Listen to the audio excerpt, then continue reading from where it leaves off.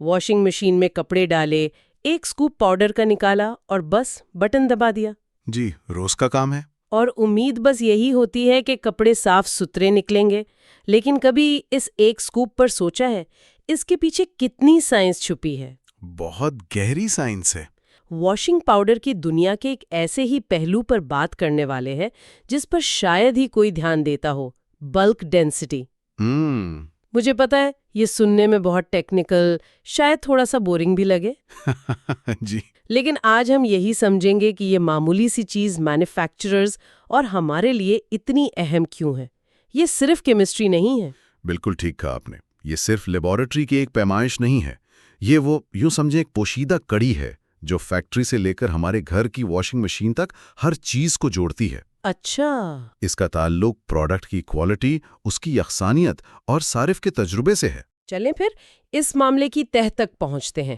ذرا سوچیں، ایک بہت بڑا مکسر ہے، کئی ٹن کا، جس میں درجنوں اجزاء ملائے جا رہے ہیں۔ جی، تو ایک مینوفیکچرر کو کیسے پتا چلتا ہے کہ سب کچھ ٹھیک سے مکس ہو گیا ہے، کہ ہر ذرہ بالکل ویسا ہے جیسا اسے ہونا چاہیے؟ اس کے لیے ایک بہت ہی سادہ سا ٹیسٹ ہوتا ہے۔ اوہ، جی، ذریعہ بتاتا ہے کہ جب پاؤڈر کا ایک بڑا بیچ تیار ہو جاتا ہے تو کوالٹی کنٹرول کی ٹیم آتی ہے اور وہ اس بیچ کے 4 مختلف حصوں سے نمونے لیتی ہے، مطلب اوپر سے، نیچے سے، دائیں اور بائیں سے۔ ٹھیک ہے۔ پھر ان چاروں نمونوں کی بلک ڈینسٹی ناپی جاتی ہے۔ اچھا، اگر چاروں کی ریڈنگ ایک جیسی ہے یا ایک بہت ہی چھوٹی سی رینج کے اندر ہے تو اس کا مطلب ہے کہ مکسنگ بالکل ٹھیک ہوئی ہے، پروڈکٹ یکساں ہے۔ اور اگر نہیں؟ تو پھر یہ ایک خطرے کی گھنٹی ہے۔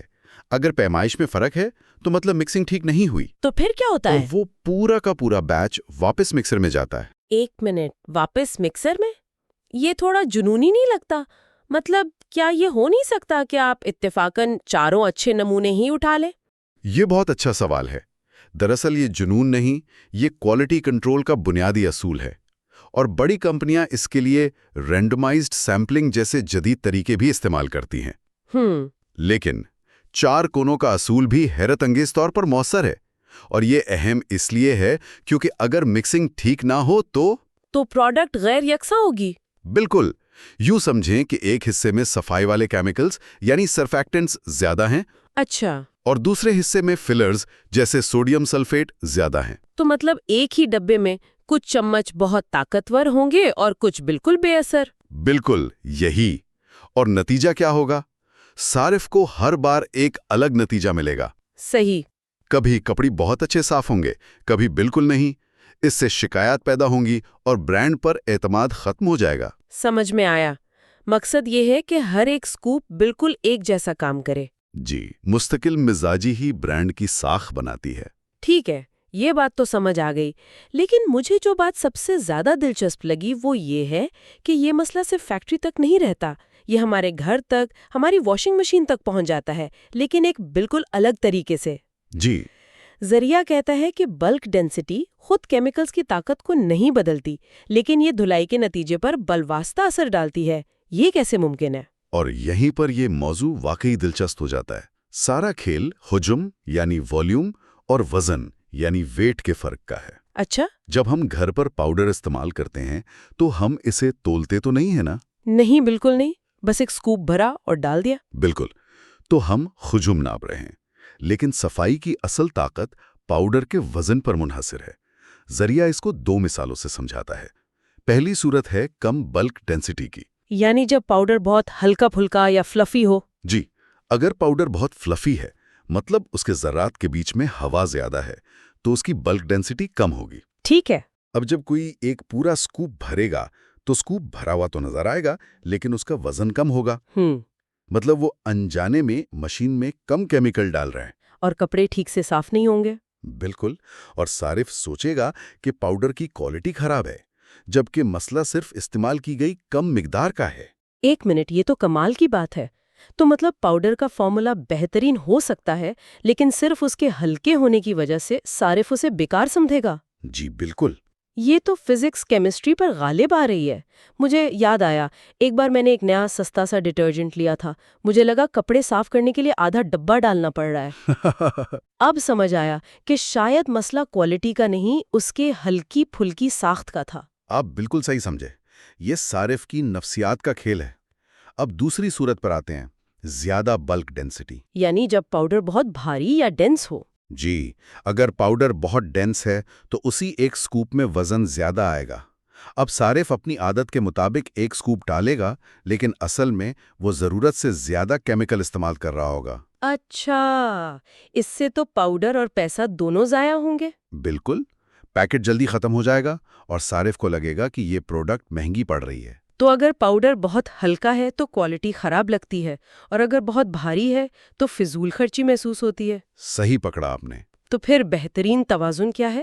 کوئی مثالی رینج ہے؟ جی بالکل، ایک مثالی رینج موجود ہے۔ ذریعے کے مطابق واشنگ پاؤڈر کے لیے بہترین بلک ڈینسٹی 500 گرام فی لیٹر سے لے کر 600 گرام فی لیٹر کے درمیان ہے۔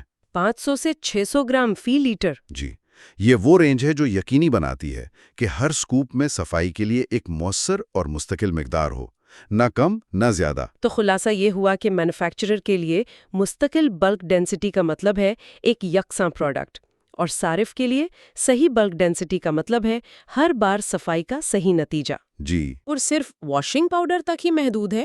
بالکل نہیں، اور یہیں سے ہم اس کو ایک بڑے تناظر میں دیکھ سکتے ہیں۔ ذرا ایسی کسی بھی چیز کے بارے میں سوچیں جو حجم سے استعمال ہوتی ہے لیکن اس کا اثر وزن پر ہوتا ہے۔ اس کی کیا تفصیل ہے؟ کیا کمپنیاں جان بوجھ کر کم ڈینسٹی والا پاؤڈر نہیں بنا سکتی تاکہ پیکٹ بڑا لگے اور صارف کو لگے کہ اسے زیادہ پروڈکٹ مل رہی ہے؟ یہ ایک بہت اہم اور پیچیدہ سوال ہے، اور اس کا جواب ہاں بھی ہے اور نہیں بھی۔ ہاں، مارکیٹنگ میں پرسیوڈ ویلیو کا ایک تصور ہے۔ اچھا، ایک بڑا ڈبہ شیلف پر زیادہ اچھا لگتا ہے اور صارف کو لگتا ہے کہ اسے زیادہ چیز مل رہی ہے۔ ٹھیک ہے، لیکن اس کا ایک دوسرا رخ بھی ہے۔ کم ڈینسٹی والے پاؤڈر کے لیے آپ کو بڑا پیکٹ چاہیے، جس سے پیکیجنگ کی لاگت بڑھ جائے گی۔ بالکل، اور اس سے بھی اہم شپنگ کی لاگت۔ ٹرکوں میں جگہ ہجوم کے حساب سے ہوتی ہے۔ اگر آپ کا پروڈکٹ زیادہ جگہ گھیرتا ہے تو ایک ٹرک میں کم یونٹ آئیں گے، جس سے فی یونٹ ٹرانسپورٹیشن کی لاگت بڑھ جائے گی۔ اچھا، تو اگر پاؤڈر بہت ہلکا ہو تو پیکیجنگ اور شپنگ مہنگی پڑتی ہے، اور اگر بہت بھاری ہو تو؟ اگر پاؤڈر بہت ڈینس ہے تو آپ کم جگہ میں زیادہ وزن بھیج سکتے ہیں، جس سے ٹرانسپورٹیشن کی لاگت کم ہوتی ہے۔ تو یہ تو اچھی بات ہے۔ لیکن اس کے بھی اپنے مسائل ہیں۔ جیسا ہم نے بات کی، صارف ضرورت سے زیادہ پاؤڈر استعمال کرے گا، پیکٹ جلدی ختم ہو جائے گا اور اسے پروڈکٹ مہنگی لگے گی۔ جی، اور بہت ڈینس پاؤڈر اکثر پانی میں آسانی سے حل بھی نہیں ہوتا، گٹھلیاں بن جاتی ہیں۔ تو مینوفیکچررز کو ان سب چیزوں کے بیچ ایک بہت نازک توازن رکھنا پڑتا ہے۔ اسی لیے وہ 50 سے 60 گرام فی لیٹر کی رینج مثالی ہے۔ وہ ان تمام پہلوؤں کا بہترین درمیانی راستہ ہے۔ تو اگلی بار جب ہم سپر مارکیٹ میں ڈٹرجنٹ کا ڈبہ اٹھائیں گے تو شاید ہمیں صرف قیمت نہیں دیکھنی چاہیے۔ یہ صرف پاؤڈر نہیں ہے، یہ ایک احتیاط سے تیار کردہ پروڈکٹ ہے جہاں بلک ڈینسٹی جیسی ایک چھوٹی سی چیز ہر چیز پر اثر ڈالتی ہے۔ بالکل، اور اس گفتگو کو ختم کرنے کے لیے ایک آخری سوچ۔ جی، ہم نے بات کی کہ مینوفیکچررز کس طرح ڈینسٹی کو کنٹرول کرتے ہیں، لیکن ذرا سوچئے کہ ٹیکنالوجی اسے کیسے بدل سکتی ہے۔ مطلب؟ کیا مستقبل میں سمارٹ واشنگ مشینیں آ سکتی ہیں جن میں سینسر لگے ہوں جو نہ صرف کپڑوں کا وزن بلکہ ڈٹرجنٹ کی ڈینسٹی کو بھی ناپ سکیں؟ واہ! کیا مشین خود بتا سکتی ہے کہ آج آپ نے جو پاؤڈر ڈالا ہے وہ کم ڈینسٹی کا ہے، لہٰذا آدھا سکوپ اور ڈالیں؟ یہ تو صارف کی غلطی کا امکان ہی ختم کر دے گی۔ بالکل، اور ہر بار بہترین نتیجہ یقینی بنائے گا۔ یہ سوچنے کی بات ہے کہ یہ پوشیدہ سائنس مستقبل میں کیسے مزید نمایاں ہو سکتی ہے۔